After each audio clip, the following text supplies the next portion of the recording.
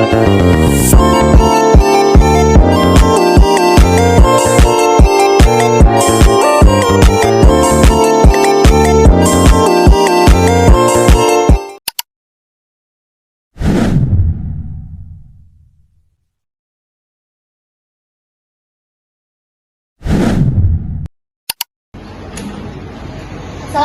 anak-anak. Waalaikumsalam, Ibu.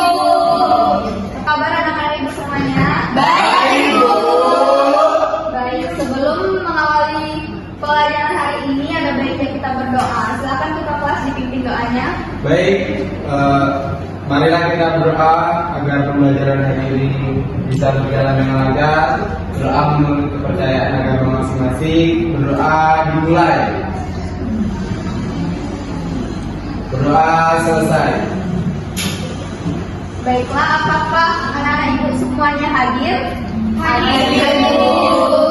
Oke, baiklah anak-anak Ibu semuanya. Pada gambar di depan ini terdapat sumber karbohidrat, lemak, dan protein. Ada yang bisa menyebutkan sumber karbohidrat itu dari apa saja? Nasi,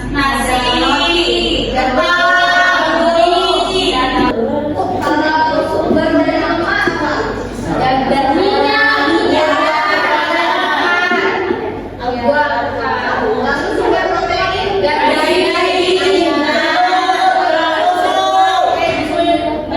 pada organisasi kehidupan itu terdapat ikatan sel, yaitu bagian kecil yang menyusun tubuh makhluk hidup. Lalu selanjutnya sel itu terbagi menjadi sel tumbuhan dan sel hewan. Sel tumbuhan itu apa pengertiannya? Ada yang tahu? unit dasar kehidupan dalam organisme tumbuhan, Bu. Ya, selanjutnya. Nah, ini adalah bagian-bagian dari sel tumbuhan. Terdapat dinding sel, bahan Golgi, kloroplas, vakuola, mitokondria, endoplasma, retikulum, nukleus, dan membran sel. Nah, selanjutnya ada sel hewan yang dimana sel ini unit struktural dan fungsional terkecil yang mampu menjalankan semua fungsi kehidupan seperti metabolisme, pertumbuhan, dan juga reproduksi. Di sini juga terdapat bagian-bagian dari sel hewan. Bisa Ananda amati semuanya? Bisa, Bu. Bagian-bagiannya? Bisa, Bu. Baik, selanjutnya adalah tingkatan jaringan yang dimana sekumpulan sel yang mirip dengan struktur yang melapisi permukaan luar dan dalam tubuh. Bisa Ananda Ibu lihat ada jaringan pada hewan dan manusia dan juga jaringan pada tumbuhan. Ini yang melapisi tubuh kita. Ya, Bu. Lalu selanjutnya ada tingkatan organ dan sistem organ yang dimana bagian ini adalah bagian yang berfungsi sebagai penyusun. Seperti contohnya itu jantung yang berperan memompa darah, lalu ada organ paru-paru untuk pertukaran oksigen dan karbon dioksida. Lalu ada telinga untuk mendengar dan organ-organ lain dan sebagainya. Ya, Bu.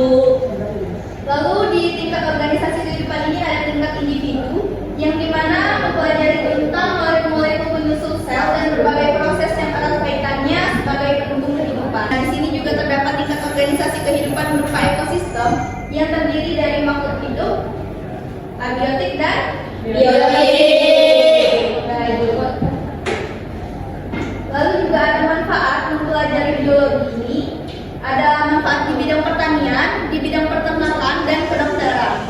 Ada yang bisa menyebutkan manfaat di bidang pertanian? Ya, silakan Ida.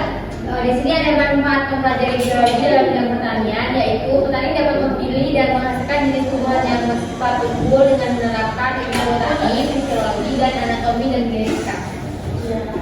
Ada yang bisa menyebutkan manfaat pada bidang peternakan? Ya, silakan. Oh, ada ya? Baik, ada yang bisa menyebutkan manfaat di bidang peternakan? Ya, silakan Kiki. Di bidang peternakan ini, secara biologi seperti zoologi, fisiologi, anatomi, epidemiologi, taksonomi, dan genetika memudahkan peternak menghasilkan bibit unggul dengan cara kayu suntik dan kayu siram. Ya, bagus banget. Lalu manfaat di bidang kedokteran? Ya, silakan Ida. Baik, manfaat mempelajari biologi dalam bidang kedokteran itu kita bisa mempelajari anatomi, fisiologi, mikrobiologi, dan patologi kita atau membantu dokter dalam mengusahakan penyembuhan dari penyakit. Iya, betul sekali. Aku sangat muda. Jadi pada mempelajari biologi ini kita mendapatkan manfaat pada beberapa bidang tertentu. Lalu juga Anda Ibu bisa lihat di sini terdapat juga manfaat pada bidang industri, bidang perikanan dan juga bidang kriminologi. Ini dibaca aja ya. Lanjutkan dengan materi metode ilmiah. Jadi metode ilmiah itu merupakan suatu prosedur atau urutan langkah yang harus kita lakukan untuk melakukan suatu proyek ilmiah atau science project. Nah, metode ilmiah ini meliputi langkah-langkah yaitu yang pertama memilih masalah. Dengan memilih masalah maka kita dapat menentukan permasalahan apa yang akan kita ambil. Lalu yang poin kedua mengumpulkan informasi, yang ketiga merumuskan masalah, yang keempat merumuskan hipotesis, yang kelima melakukan eksperimen, lalu mengolah data dan membuat kesimpulan lalu mempublikasikan hasil. Pada gambar di depan ini terdapat simbol peringatan yang harus diketahui bagi para siswa. Jadi anak-anak ini semua mohon diamati simbol-simbol berikut karena ini merupakan petunjuk dan arahan pada saat saya masuk ke laboratorium. Baik, Bu. Bisa diamati dengan jelas? Bisa. Ini juga terdapat gambar atau simbol yang akan ditemukan di laboratorium. Yang pastinya akan berguna membantu kita dalam melindungi diri pada saat kita bekerja di dalam laboratorium. Jelas semuanya? Jelas, Bu. Baiklah, mungkin itu saja penyampaian materi dari Ibu. Apa ada pertanyaan? Tidak, Bu. Jika tidak, Ibu ingin memberitahu kegiatan pertemuan dua kita besok, yaitu kita akan mengamati suatu ekosistem yang dimana ekosistem itu terdiri atas ekosistem air dan juga daratan. Dan besok terdapat dua kegiatan. Yang kedua itu kita akan pergi ke dalam laboratorium tempat penyimpanan alat-alat agar anak-anak ini bisa mengamati simbol-simbol dan juga alat-alat yang harus kita hindari dan juga harus kita waspadai. Jadi keselamatan kerja di dalam laboratorium. Mungkin itu saja yang dicukupkan. Silakan kita kelas memimpin doa. Baik, marilah teman-teman sebelum kita menutup pembelajaran hari ini, sebaiknya kita berdoa agar ilmu yang kita dapat bermanfaat bagi kita. Berdoa dimulai, berdoa menurut kepercayaan agama masing-masing.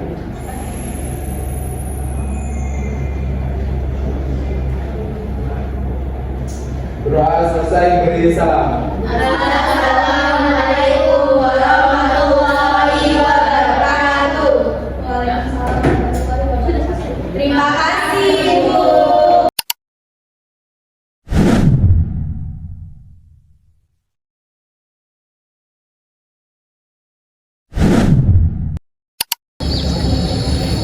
Assalamualaikum warahmatullahi wabarakatuh. Waalaikumsalam warahmatullahi wabarakatuh. Selamat pagi anak-anak Ibu semua. Pagi, Bu. Nah, seperti perintah Ibu kemarin bahwa hari ini kita akan melakukan pengamatan secara langsung di salah satu lingkungan yang terdekat dengan kita semuanya. Jadi sebelum kita melakukan pengamatan langsung, ketua kelas boleh memimpin doa agar kegiatan kita berlanjut. Baik, marilah teman-teman dan pembelajaran sebagai kita berdoa masing-masing berdoa dimulai. Amin. Doa selesai. Baik anak-anak Ibu semua, karena kita sudah sampai dan sudah lengkap, apakah anak-anak Ibu semua membawa air minum? Bawa, Bu. Baik, kita langsung saja ya mengamati lingkungan sekitar kita. Ketua kelas boleh dipimpin.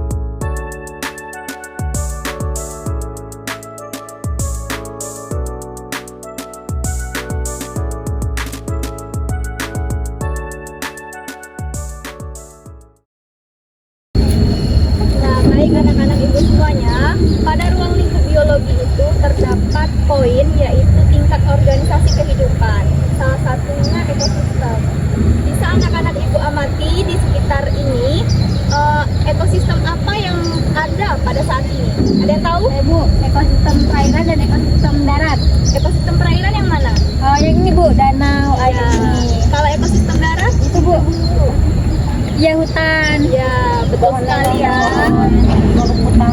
Beri tepuk tangan untuk temannya. Kita telah mengamati dua jenis ekosistem. Saatnya kita ke ekosistem darat, yaitu hutan. Ayo anak-anak, ayo.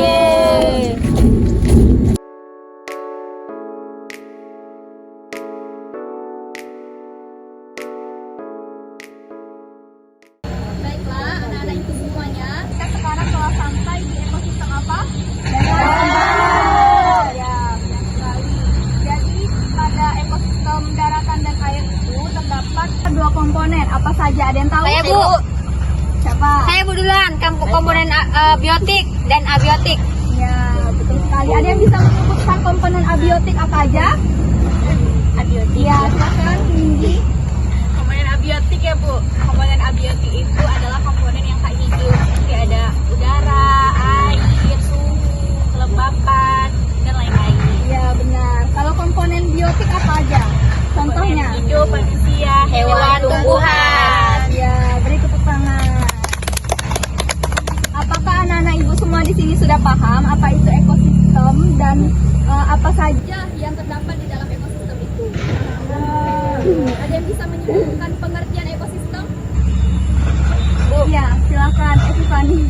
Ekosistem merupakan hubungan timbal balik antara makhluk hidup dan makhluk. Ya, betul sekali ya. Jadi ekosistem itu adalah hubungan timbal balik antara makhluk hidup dan juga lingkungannya. Jadi karena anak-anak ini semua sudah paham, kita lanjutkan pembelajaran ini langsung saja ke kelas, arahkan teman-temannya untuk menuju ke dalam laboratorium.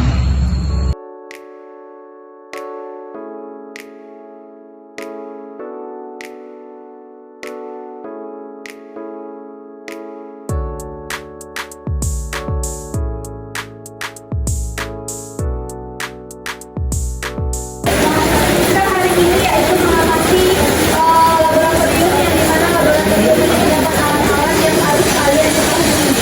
Langsung saja masuk dengan praktek ya. Baik, Bu.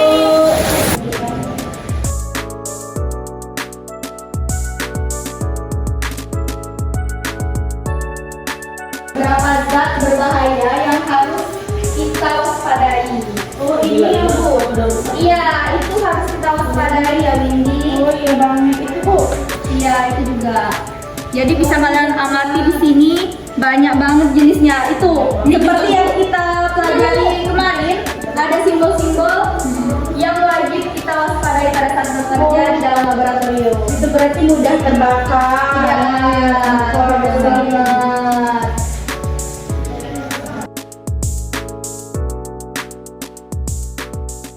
Karena tadi kita sudah melihat dan mengamati alat-alat dan zat-zat berbahaya di dalam lab, maka kita akan dengan tertib pula kembali ke dalam kelas. Baik, Bu. Baik, Bu. Jangan lari-larian ya, hati-hati. Iya, Bu.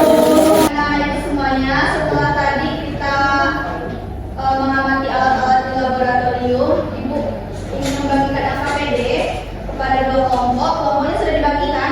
Sudah.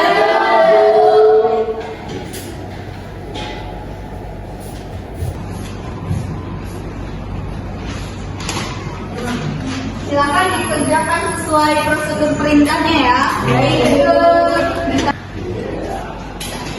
Ibu, ya? Ini makna contoh sama cara penanganannya itu gimana? Jadi kan ini ada simbol-simbol ini, anak-anak ibu mencari tahu makna dari simbol ini, lalu berikan contohnya dan cara penanganannya. Biasanya simbol-simbol ini ada di mana saja? Kita temui di dalam laboratorium yang sifatnya itu diwaspadai atau berbahaya. Ya,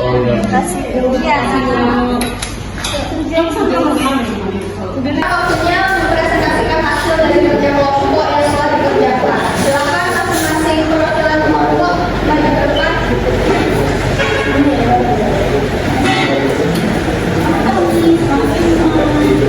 Silakan dari kelompok kami mempresentasikan hasil kerja kelompok. Dari kerja kelompok hasil dari kerja kelompok kami, yang pertama untuk simbol bersama itu dia memiliki makna mudah terbakar. Terus contohnya itu ada pohon, ada